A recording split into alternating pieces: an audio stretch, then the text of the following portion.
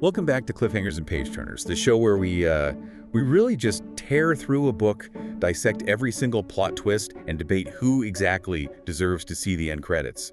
How was your week? Hey, quieter than this book, I hope. I really hope so too, because the journey we're about to go on is, let's just say it's emotionally draining. It really is. Today we're talking about a book that doesn't just stick with you. I feel like it actively changes how you think about moral compromise. Absolutely. And if you're into these kinds of gripping book discussions and, frankly, wild plot twists, hit that subscribe button. For sure. We drop new episodes every Friday on all podcast platforms, but for the full library, you can only find old episodes on YouTube. And today, we are here to talk about a true powerhouse of a novel, Megha Majumdar's A Guardian and a Thief. This is a book that it sets the stakes so incredibly high from page one. Majumdar, after Aber burning, gives us this story set in a world that hasn't just suffered from climate change. I mean, it is actively drowning in the consequences. Right. And it tracks the incredibly complex, often heartbreaking, and eventually violent intertwining fates of a middle-class Kolkata family. They're just desperate to get these climate visas to Michigan. And the young man whose single act of theft is the catalyst for everything that follows. Never forget that. I found that core dilemma so compelling. Yeah. Every single character is operating under just extreme duress. So our mission today is to unpack the impossible moral choices Majumdar forces on them and really debate who ultimately is the titular guardian and who is the thief. Because as you read it, you realize those roles are like completely interchangeable depending on which page you're on. It's the most profound kind of ambiguity. To understand the choices, though, we have to start where Majumdar starts, in the physical reality of the collapse. Okay, let's unpack this, starting with part one. Kolkata in the ruined year. The setting here, it's not just a backdrop, is it? Not at all. It's an active character working against everyone. She establishes immediately that this is the ruined year. And she doesn't just, rely on abstract ideas of doom. She gives us these immediate, tactile descriptions of the suffering. The heat, for example.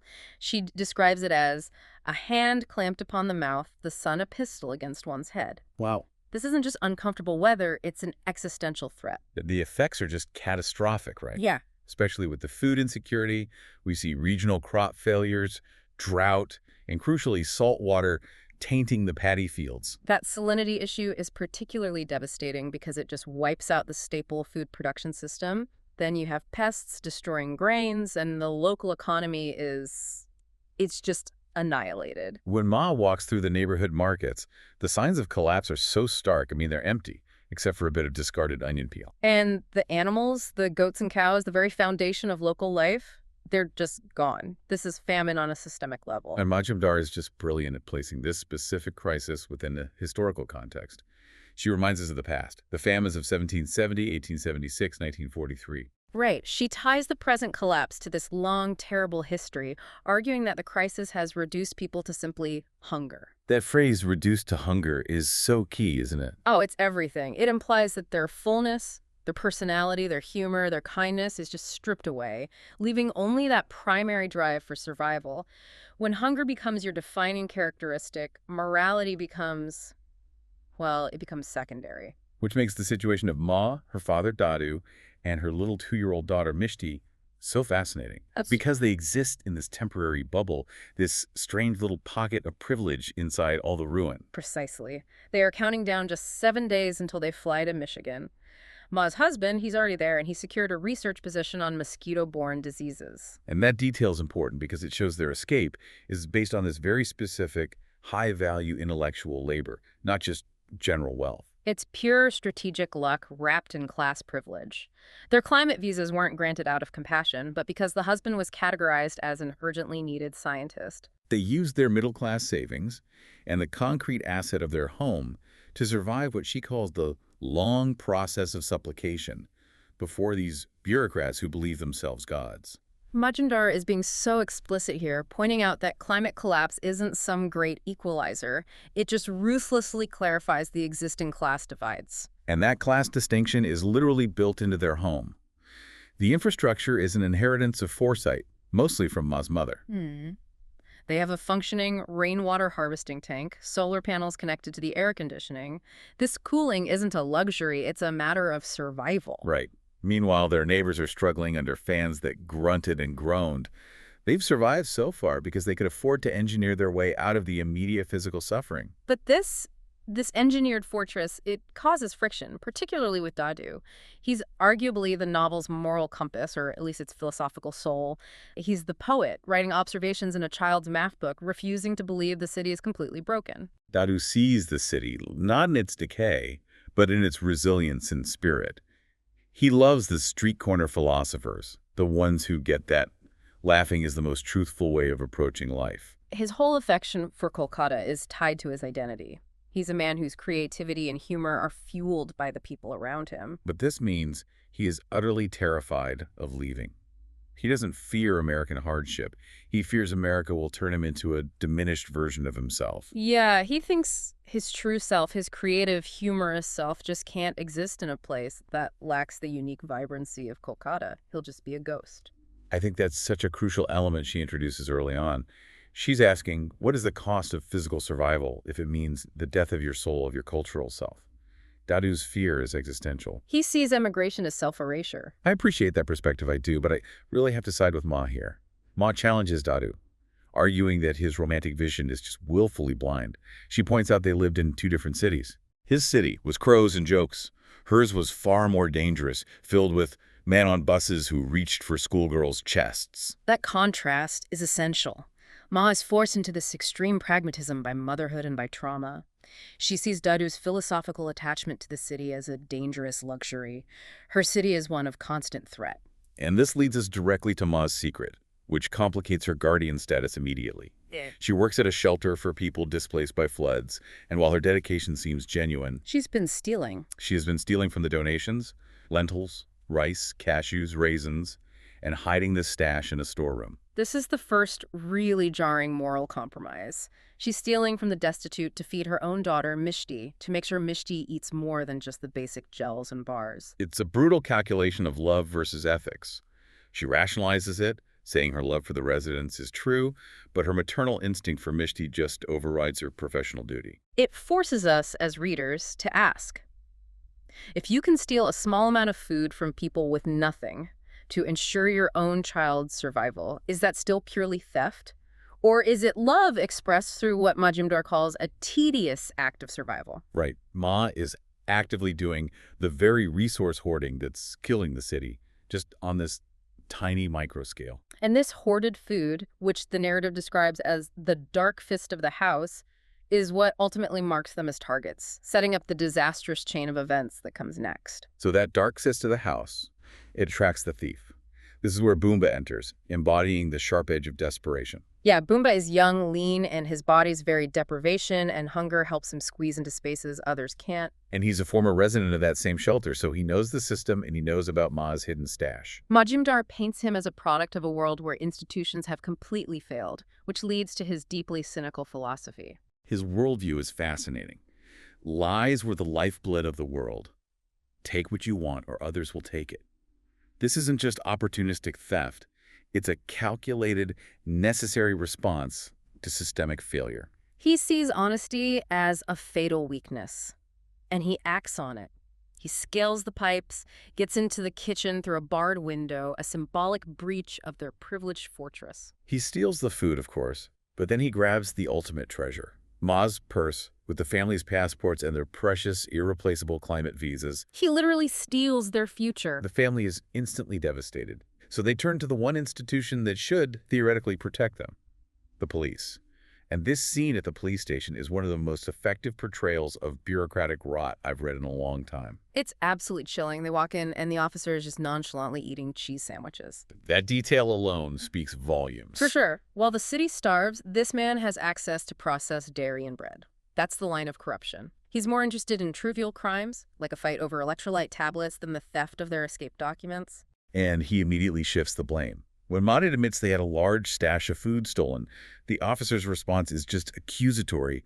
You were doing a little bit of hoarding. He flicks the whole narrative, framing the victim as the criminal. He's immediately suspicious of their privilege, of their escape plans. He accuses them of being crooks, pulling some kind of scheme like insurance fraud. The formal systems of justice just assumed the people with resources must be the guilty party. I want to pause on this, though.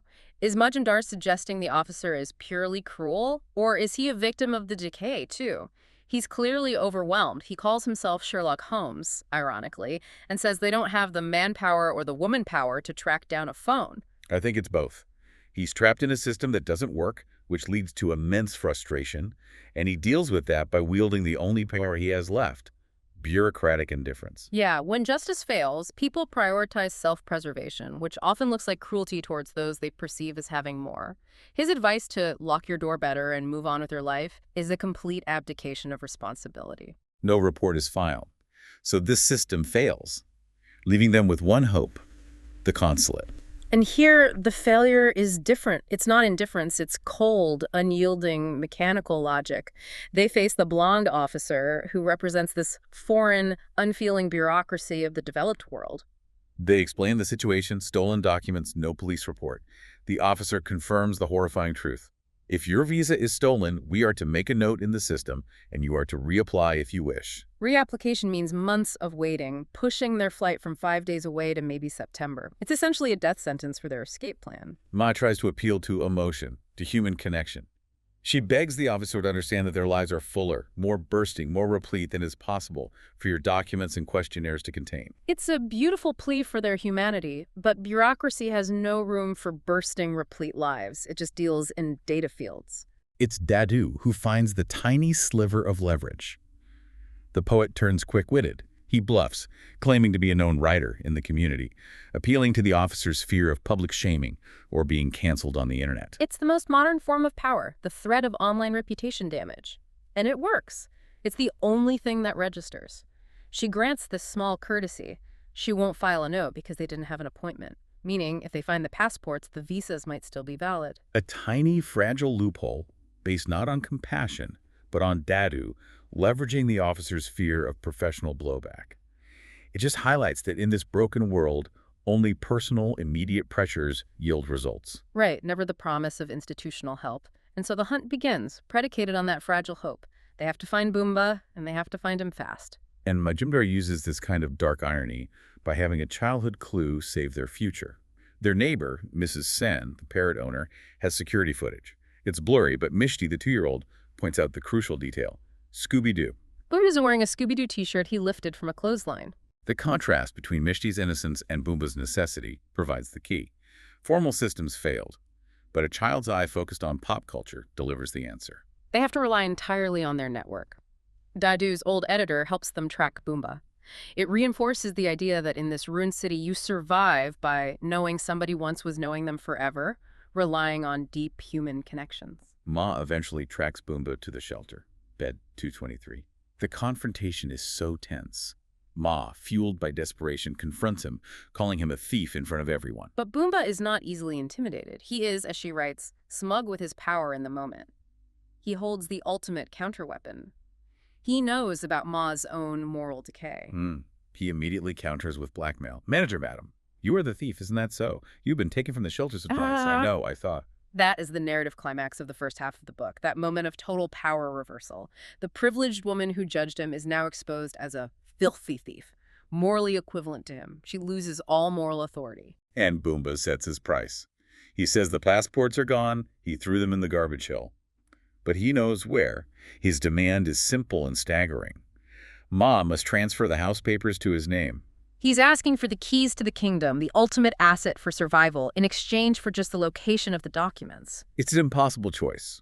She can sacrifice her dignity and her home for a chance at her daughter's future, or keep the house and doom Mishti. She chooses the desperate search first, and the description of the garbage hill is another masterpiece of world building. It's not just trash, it's this active landscape of rot and failed technology. Computer parts, wrappers, cables, slick as eels, the overwhelming smell of spoiled fish. Ma's dignity completely dissolves. She's searching for these navy blue passport covers among the filth, reduced to naked need. She is scrounging, realizing she's just as desperate as the rag pickers she tries to avoid. The only thing she finds is an untouched package of Jem's candy.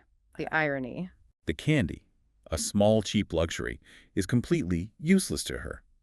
So defeated by institutions, by blackmail, and by the literal earth, Ma turns to the absolute last resort, the subterranean economy. She finds the forger at the photocopy shop, the man with the tricolor pen who leads her into the city's unsunned bedrock, the hidden world of illegal solutions. The forger is so confident, he boasts about his clients who have passed through international airports. He offers convincing, scannable, fake passports and visas in 48 hours. But the price is steep. Only gold. Ma is forced to pay with her mother's bangles. This is a tremendous psychological cost. She's not just trading wealth, she's trading history and memory. The bangles were a symbol of her mother's protection. She sacrifices her past identity for this dubious, dangerous future. Her moral decay is complete. She's gone from a professional who pilfers food to a black market criminal. And immediately after this decision comes the ultimate tragedy, Dadu sacrifice. Mishti is crying out for basic food. Flour, flour, rice. Dadu sees his granddaughter suffering, and with Ma gone, he takes action in a private storm. He, the gentle poet, is forced into an act of violence. He goes out at dawn and finds a man hoarding cauliflower and canned goods. They fight brutally. Dadu suffers a severe head injury, all to secure food. He returns with 2 cans of false gush and 2 cauliflowers for Mishti, securing this fleeting moment of joy. He just minimizes his pain. I tripped. He also bought a small rhino painting from a street vendor, a last attempt to bring beauty and culture from the city he loved into Misti's life. It's a moment of profound, terrible juxtaposition. Violence leading to joy. They eat the food, Mishti is happy. But the next morning, Dadu is stiff and cool. He died in his sleep from his injuries. Ma's guilt is just agonizing. She blames herself for not asking where he went, for not insisting on help. The irony is excruciating. Dadu, the man who resisted leaving, died securing the means of his granddaughter's escape. His life was the final, devastating payment. His death completely shifts the landscape. The escape is no longer a choice. It's a sacred duty funded by his sacrifice. And the narrative takes this dizzying turn here, from the individual tragedy of Dadu to the collective chaos of the hexagon. With Ma absorbed in grief, Boomba sees his chance to use Mishti. Boomba is hiding next door, watching. When Mishti approaches, curious about the friend in the storeroom, he lures her away, promising her flour, and ice cream. He offers her something Ma couldn't provide anymore, playful attention, letting her put stickers on his arm. And he immediately transforms her into a tool for his own protection. He recognizes that a man accompanying a child, such a man, was a different species, a guardian. He needs that veneer of respectability to get onto the ferry to the hexagon. He's shifting from a pure thief to a strategic abductor. The journey introduces Shanto, the boatman. Boomba just sees him as a means to an end, but Shanto reveals this tragic motive that just dwarfs Boomba's individual greed. Shanto's son died of cerebral malaria because he couldn't even afford sugar for him. Yeah. He isn't just going to a feast, he's traveling to the country where his son was, which we understand as the cremation grounds. His motive isn't survival or wealth. It's this profound, consuming grief and a thirst for justice. Which immediately elevates the action. Boomba's theft was for survival. Shanto's actions are for revolution. And the hexagon itself, this floating, rigged island that represents the ultimate billionaire fantasy. A private paradise of luxury, engineered to escape the chaos. Clear air, AC, controlled rain. It is the ultimate manifestation of resource hoarding. Boomba and Mishti are there for a feast intended for the poor, a performative charity act designed to pacify.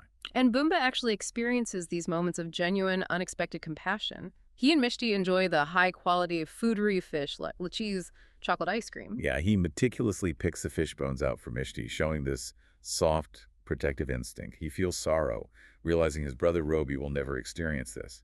For a brief moment, he really acts as a guardian. But this brief moment of grace is shattered by Shanto. The feast is revealed as a thinly veiled insult. Shanto, fueled by his grief, initiates the riot. The crowds storm the private buildings, the clinics, the untouched pantries, the stores of high-value goods. This is collective violence versus individual theft. Shanto uses the loudspeaker to address the billionaire directly, delivering the central political manifesto of the book. Remember this day, madam, as a demonstration of what happens when you hoard food and give us crumbs.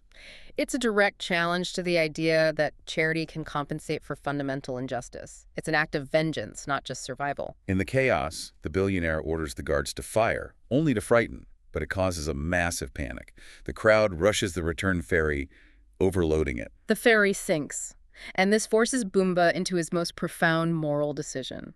He has to choose between the heavy sack of rice, his ill-gotten gain from the looting, and the terrified Mishti. He hesitates. The rice represents his family's future. But he watches the rice vanish and he chooses the child, clutching her hand, swimming toward a rescue boat. He discards the role of the self-serving thief to become an actual guardian, if only for that swim. And Shanto, the revolutionary, solidifies his status as a sacrificial guardian. He stays behind on the sinking ferry. He helps hundreds of children board rescue boats with an uncanny sense of peace. And then he let himself join his son, drowning in the river, achieving a final, profound closure that Ma and Dedu were denied. The tragedy of the hexagon is complete. The riot achieved revenge, but at the cost of Shanto's life and the temporary safety of Boomba and Mishti. And this final part is just a masterclass in tragic irony where every attempt at control backfires spectacularly. The first, agonizing irony.